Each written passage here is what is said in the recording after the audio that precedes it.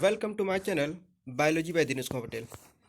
जैसा कि हमने आपको बताया था कि हम लोग फाइलम प्रोटोजोआ स्टार्ट किए हुए हैं। फाइलम प्रोटोजोआ में अमीबा हम लोग पढ़ चुके थे। तो आज जो हम लोग टॉपिक है वो हम लोग का एंट अमीबा हिस्टोलिटिका। तो देखते हैं, उसको पढ़ने से पहले हम लोग क्लासिफिकेशन देख लेते हैं प्रोटोजोआ का। देखिए, प्रोटोजोआ फाइलम को दो सब फाइलम में बांट दिया गया है। पहला सार्कोमास्टिकोफेरा, दूसरा सिलियोफोरा। अब आप देख रहे हैं कि सार्कोमास्टिकोफेरा जो होता है ये चार क्लास में डिवाइड किया गया है। पहला मास्टिकोफोरा, या इसका जो दूसरा नाम है वो क्या है, फ्लैजिलेटा। अब देखिए, फ्लैजिलेटा शब्द का मतलब यहाँ पे क्या बताया गया है कि जितने मास्टिकोफोरा क्लास होते हैं सभी मास्टिकोफोरा में फ्लैजिला जरूर से प्रेजेंट होंगे। जैसे इसका सबसे बढ़िया एग्जाम्पल आपको जो बताया जाए वो है आपका यूग्लिना। जो यूग्लिना होता है उसमें क्या फ्लैजिला पाया जाता है। फिर आपका लिस्मानिया डोनोवानी, ट्रिपेनोसोमा गैम्बियंस। तो लिस्मानिया डोनोवानी और यूग्लिना और ये सब तो याद रखिएगा, इन सब में क्या फ्लैजिला पाई जाती है, इसलिए इसको याद रखिए, दूसरा नाम रखा है फ्लैजिलेटा। और उसको दूसरा जो क्लास है राइजोपोडा और सार्कोडिना। अब देखिए, राइजोपोडा और सार्कोडिना, कभी कभी ये पूछेगा सार्कोडिना जो होता है इसके क्लास में क्या रखा गया है, या अब जो हम लोग पढ़ने जा रहे हैं अभी जो है वो क्या है, एंट अमीबा हिस्टोलिटिका। तो एंट अमीबा हिस्टोलिटिका में क्या होता है, ये सार्कोडिना क्लास में रखा गया एंट हिस्टोलिटिका या राइजोपोडा। अब विशेष बात यहाँ ये ध्यान रखना है कि इनमें जो है कंट्रेक्टाइल वैक्यूल इसमें अनुपस्थित होते हैं। तीसरा ओपेलिनेट्स या प्रोटोसिलिएटा, लास्ट क्या स्पोरोजोआ। अब इनका देख रहे हैं दूसरा जो सब क्लास है वो क्या है, सब फाइलम सिलियोफोरा। सिलियोफोरा के दो क्लास बांटे गए हैं, एक सिलिएटा और सक्टोरिया। तो हम लोग जो हाईलाइट करेंगे आज का जो टॉपिक हम लोग का है वो राइजोपोडा क्लास में जो हमको पढ़ना है या सार्कोडिना क्लास पढ़ना है, ये हम लोग को पढ़ना है एंड अमीबा हिस्टोलिटिका। ठीक है, तो एंड हिस्टोलिटिका आज हम लोग देखेंगे। देखते हैं हम लोग जो है, स्टार्टिंग करते हैं हम लोग जो है कि एंट अमीबा हिस्टोलिटिका का जनरल कैरेक्टर देखते हैं। पहले देखते हैं क्लास ये। तो पैरासाइट्स प्रोटोजोआ होता है। पहला पॉइंट ये है कि एंटी हिस्टोलिटिका क्या होता है, तो आप क्या बताएंगे कि पैरासाइट्स प्रोटोजोआ। क्लियर। पहला पॉइंट इसमें है कि यह मनुष्य की बड़ी आंत के कोलन के ऊपर हिस्से में पाया जाता है। क्लियर। सबसे अधिक क्वेश्चन इसी से पूछा है कहाँ प्रेजेंट होता है ये है, तो किस वाले भाग में, मनुष्य के कोलन। तो एंट अमीबा हिस्टोलिटिका जो होता है कि छोटी आंत में, तो छोटी आंत का भाग क्या होता है, ये कोलन जो होता है क्या, एक बड़ी आंत का भाग, जबकि छोटी आंत में क्या होता है, छोटी आंत के सबसे निचले हिस्से, ठीक, जो कोलन, और कोलन क्या होता है आपकी बड़ी आंत की ये भाग होती है। क्लियर। नेक्स्ट पॉइंट देखा जाए, यह मानव में अमातिसार या अमीबियासिस रोग उत्पन्न करता ये है। थर्ड, इनकी खोज लैम्बल ने 1859 ईस्वी में की थी। क्लास देखा जाए, क्लासिफिकेशन क्लास सार्कोडिना अभी आपको बताया गया, सब क्लास राइजोपोडा, आर्डर लोबोसिया, और फाइलम आप जानते हैं प्रोटोजोआ। मार्फोलॉजी बात करते हैं हम लोग। एंट अमीबा हिस्टोलिटिका दो अलग ग्रुपों में पाया जाता है। पहला है ट्रोफोजाइट या मैग्नाफार्म। तो ट्रोफोजाइट का ही दूसरा नाम क्या, तो मैग्नाफार्म होता है। और यहाँ पर यह बताया गया कि यह रूप सचल, सबसे सक्रिय तथा आहारग्राही है। इनमें कंट्रेक्टाइल वैक्यूल नहीं पाता है, ये सबसे इंपॉर्टेंट बात याद रखिएगा। इसमें क्या नहीं पाया था, कंट्रेक्टाइल वैक्यूल इज अब्सेंट। अब देखिए माइनोटा फार्म क्या है, यह रोग नहीं पैदा करता है, ये आंत की अवकाशिका में प्रेजेंट होता है। कौन, माइनोटा फार्म। क्लियर। अब रिप्रोडक्शन देखा जाए एंड लाइफ साइकिल, यह मोनोजेनेटिक होता है। अब देखिए मोनोजेनेटिक का देखिए मतलब क्या है, जैसे आप डाइजेनेटिक देख रहे हैं, मोनोजेनेटिक, तो मोनोजेनेटिक मतलब कि इनका लाइफ साइकिल जो है किसी एक ही होस्ट में कंप्लीट होता है, और वो होस्ट कौन होता है, ह्यूमन ही होस्ट होता है, चूँकि एंट अमीबा हिस्टोलिटिका कोलन रीजन में पाया जाता है। अब देखिए कितने स्टेप होते हैं। पहला देखते हैं हम लोग बाइनरी फिजन। अब देखिए बाइनरी शब्द का मतलब होता क्या है, बाइनरी फिजन जो होता है ये ए सेक्सुअल रिप्रोडक्शन के थ्रू होता है। ये है, इनमें क्या होता है, 1 से 2 डॉटर न्यूक्लियाई पाए जाते हैं, मतलब 1 से 2 through the mitosis. Mitosis division के द्वारा 1 से 2 न्यू डॉटर सेल्स का फॉर्मेशन यहाँ पर होता है। नेक्स्ट हम देखा जाए इंसिस्टमेंट। देखिए इंसिस्टमेंट को हम लोग क्या बोलते हैं, पुट्टी भवन। देखिए यहाँ पुट्टी भवन जो होता है कि बाइनरी फ्यूजन के बाद की जो अवस्था इंसिस्टमेंट होती है, इंसिस्टमेंट में मुख्य रूप से होता है क्या, यहाँ पर भी क्या होता है, माइटोसिस के थ्रू 1 से 2 न्यूक्लियस का क्या होता है, फॉर्मेशन होता है। अब इनकी खास बात क्या होती है कि यहाँ भी 2 सेल का ही फॉर्मेशन होगा। अब इन 2 सेल्स के फॉर्मेशन में ये 2 सिस्ट न्यूक्लियस का फॉर्मेशन यहाँ पर करेगा, जो क्या होता है, encystment. Clear. Infective stage, this is the most important point. Infective stage जो होता है, यहाँ पर टेट्रा न्यूक्लियस, जैसे इसके पहले क्या था, बाई न्यूक्लिएट था, बाई न्यूक्लिएट सिस्ट था यहाँ पर, जबकि यहाँ पे क्या होगा, यहाँ पर टेट्रा न्यूक्लिएट।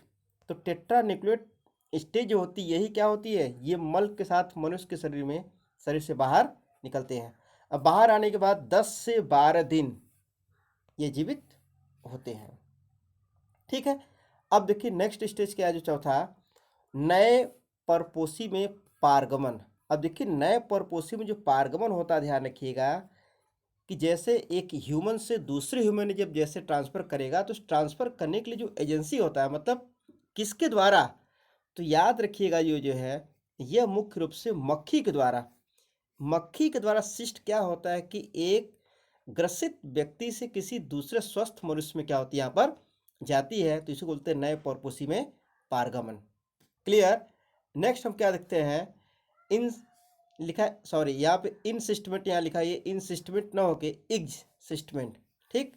अब जो हम लोग क्या है, इग्ज सिस्टमेंट जो होता है, इसमें होता है क्या, ध्यान रखिएगा, यहाँ पर जो भी टेट्रा न्यूक्लिएट था, जो भी हमने क्या देखा, 4 न्यूक्लिएट या न्यूक्लियस स्टेज था, अब 4 न्यूक्लियस स्टेज न होके यहाँ पे क्या हो जाएगा, अब यहाँ पे इसकी स्थिति 8 न्यूक्लिएट हो जाएगा।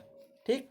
तो किसमें हो जाएगा, एग सिस्टमेंट, ये किसमें, एग सिस्टमेंट, एक सिस्टमेंट में इस अवस्था पाई जाएगी। तो अब ध्यान रखने की बात ये है, तो जो एग्जिस्टमेंट जो स्टेज होती है, उसके बाद की जो लास्ट स्टेज क्या होती है, वो मेटासिस्टिक डेवलपमेंट। तो मेटासिस्टिक डेवलपमेंट में जो सबसे लास्ट स्टेज होती है, यहाँ पे क्या होता है कि न्यू ट्रोफोजाइट्स, न्यू क्या होता है, जो ट्रोफोजॉइट्स का यहाँ पे क्या होता है, फॉर्मेशन हो जाता है। तो यहाँ पे न्यू ट्रोफोजॉइट्स बन जाते हैं। इस तरीके से इनकी लाइफ साइकिल क्या होती है, चलती रहती है। अब हम देख लेते हैं एक बार, जो भी आपको हमने बताया कि यहाँ पर जो मॉर्फोलॉजी एंटोहिस्टोलिटिका की, कि इनके कितने स्टेज होते हैं, उसका थोड़ा एक बार स्ट्रक्चर देखिए ट्रोफोजॉइट्स का। क्लियर। अब देखते हैं इसका स्टेज हम लोग जो है, पहले आप देखेंगे यहाँ पर ये स्टेज। ठीक।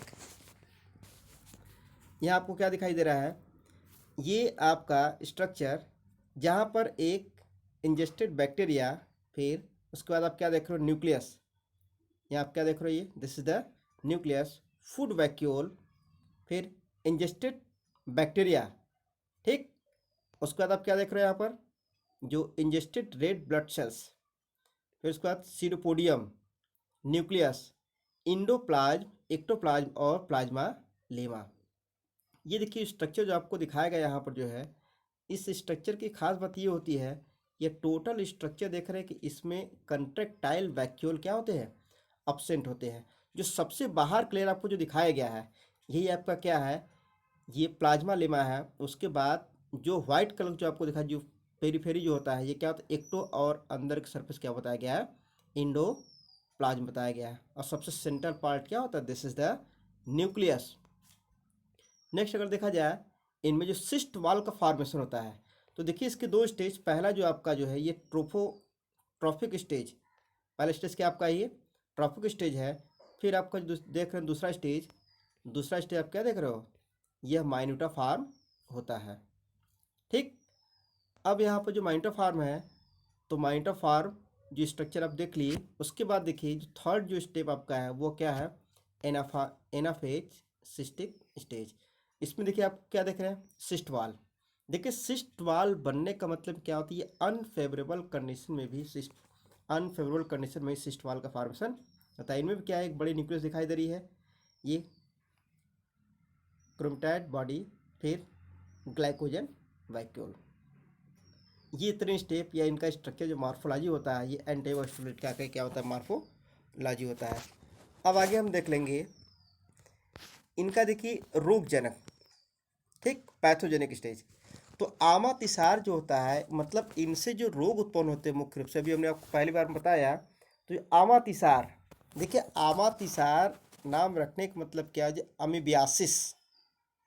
तो चूंकि एंटीबा हिस्टोलिट का ये इनका जो ट्रोफोजाइट स्टेज जो इन्फेक्टिव स्टेज था, तो उसमें क्या होता है कि इसका जो दूसरा नाम रखा है खूनी पेचिस या आंव।